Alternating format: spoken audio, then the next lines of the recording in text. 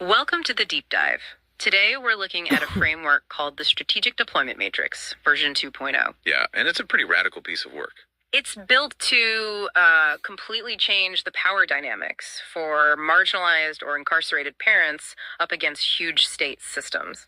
The whole mission really is to shift a person from being a victim, Yeah, someone just crushed by bureaucratic delay, right. to becoming the architect, the person who actually designs the battlefield. Because you're not just reacting, you're controlling the engagement. And it does this with, what, 3 main pillars? That's right. You've got policy, which they call the legislative battery, Right.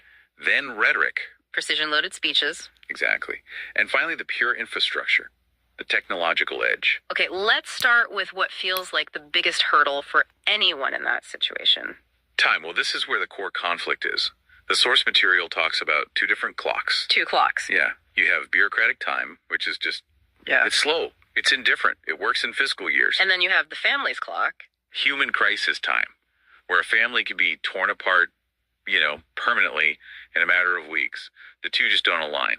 That sounds like an incredible amount of work for a parent who is already completely overwhelmed. How is this even practical? That's a thing. That's why they built the machine speed deployment concept. Okay, break that down. The framework has organized, it's something like 1.79 million words of legal arguments, statutes, case law, Wow. and it packages them into these batteries. The parent doesn't have to research or even think. They just deploy the battery. So it's designed to work even when you're in the middle of a trauma response. Exactly. It lets you bypass that cognitive freeze and just act with instant surgical precision.